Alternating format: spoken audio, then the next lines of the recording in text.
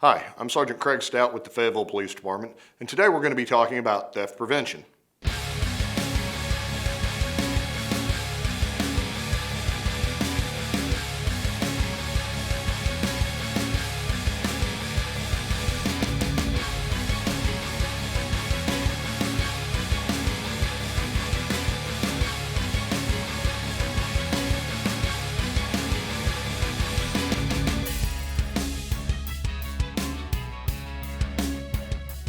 Today we're going to be talking about prevention at home.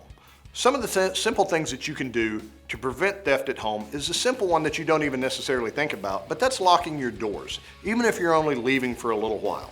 That includes your front door, your garage door, and even all back glass and sliding doors. Another thing to do is don't leave your valuables out in sight. Cover them with the blinds, specifically as we get closer to the holidays. Whenever you're leaving Christmas presents out, you want to be able to, everyone to see your Christmas tree, but you also don't want to leave a lot of presents in plain view because that may just make it more of an opportunity for a burglar to enter into your home and take your Christmas.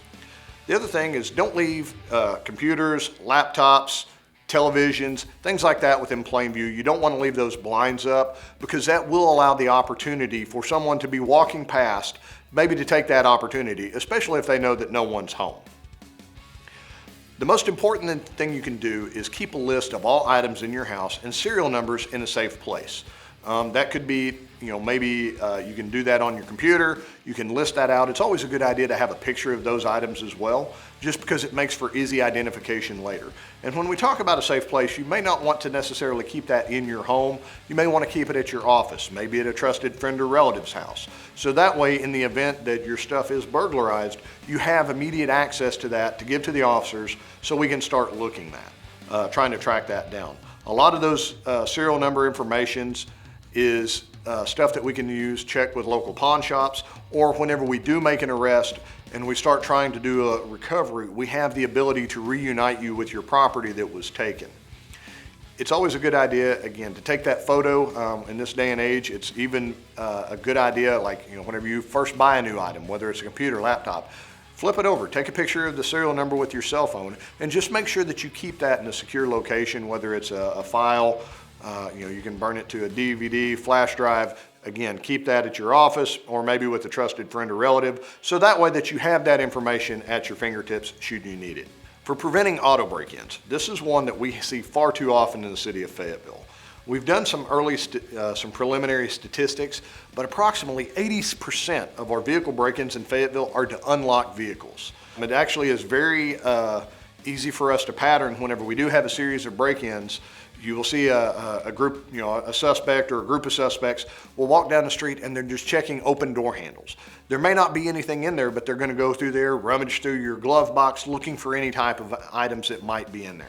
So it's always important, anytime that you leave your vehicle, is to keep the doors locked on your vehicle and keep your valuables out of sight, either in the trunk or under the seat, just somewhere out of sight.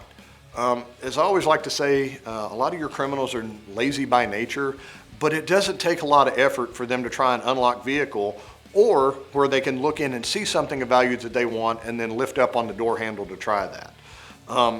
If you lock your valuables up, keep them out of sight. They're not going to waste the time on a vehicle where there might be something in the truck, where there might be something in the glove box, whenever they can just go down the street and find an easier target. So it's very, very important that you lock up those items. Try not to keep any loose change in like a cup holder that's plainly visible, because it's always possible that if you do leave something out of value, even though your vehicle's locked, it may be something that they're willing to take a risk to break it in. Most of your cars nowadays have some type of transponder and key that will disable the radio if possible, and you could consider putting in an alarm system. A lot of your new vehicles already have those built in, but those won't function if you don't lock the doors. Specifically at night, if you have to park on the street, try to park in a well-lit area. As we say, these types of crimes are crimes of opportunity, where someone may not necessarily be thinking about committing a crime, but as they're walking down the street, they happen to look into a vehicle, they're going to see some item of value in there, and then they're going to want to take the opportunity to try to take that item. So again, it's always a good idea to park in a well-lit area. And make sure that, again, you leave those valuables, keep them out of sight. GPSs, it's good to take those out. It's also a good idea to take out your garage door opener, because in the event that somebody breaks into your vehicle, if your garage door opener is there, it gives them immediate access to your house and to your belongings inside. So it's always a good idea, if you're parking outside of your home, you have a garage door. If you're like a lot of us, you don't have enough room in your garage to park your vehicle, you're using it as storage, it's a good idea to take that garage door opener out every time, take it inside, because again, the last thing you want to do is give somebody an opportunity to get inside your home. It's always a good idea to keep a copy of your insurance card with you. It will have the VIN number on your vehicle, and it will help us track down the vehicle in case it's stolen. A lot of people may not know their VIN number on their vehicle, but in order for us to enter that into a national database, we have to have that vehicle information. Again, in the day and age of cell phone technology, it's a good idea to maybe take a picture of your VIN number or take a picture of your license plate, because we can always run the license plate to get that information, but it helps us speed up the information and do what we can to try to get your vehicle recovered. But another great thing that we need to do is, if you see something suspicious, you need to report that activity immediately. It's easier for us to track down a suspect, in real time, as opposed to when we're doing a neighborhood canvass after, say, several vehicles have been broken into. It's always easier for us to look that suspect up immediately when it's happened, as opposed to several days later, when we have a very vague or basic description. So it's always a good idea, if you see something suspicious in your neighborhood, that you report that to the police department immediately.